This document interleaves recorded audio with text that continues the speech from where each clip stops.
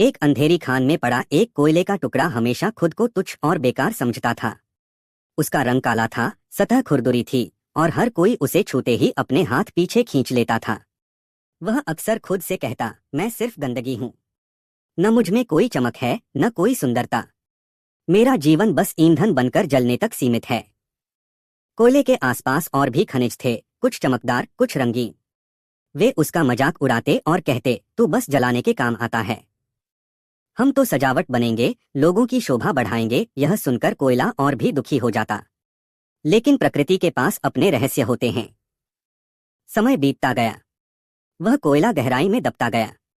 उसे सहना पड़ा अत्यधिक दबाव, अत्यधिक ताप और एकांत की पीड़ा। अंधकार और अकेलापन उसके साथी बन गए।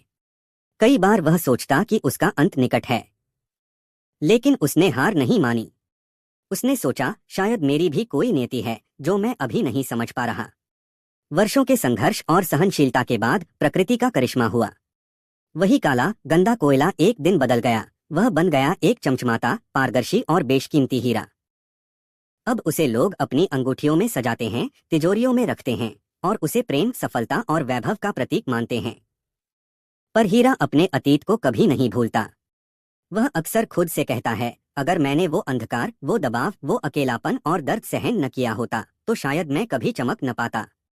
मेरी असली कीमत उस संघर्ष में थी जिसे मैंने चुपचाप सहा। इस कहानी से हमें यह सीख मिलती है कि हमारी वर्तमान स्थिति चाहे कितनी भी हीन या कठिन क्यों न हो, समय, धैर्य और आत्मविश्वास से हम अपने जीवन को बदल सकते हैं। परिस्थितियां हमें तोड़ने नहीं बल्कि संवारने आती हैं। कई बार जब हम खुद को बेकार समझते हैं, जब लगता है कि जीवन में कुछ नहीं बचा, तभी असली परिवर्तन की प्रक्रिया शुरू होती है।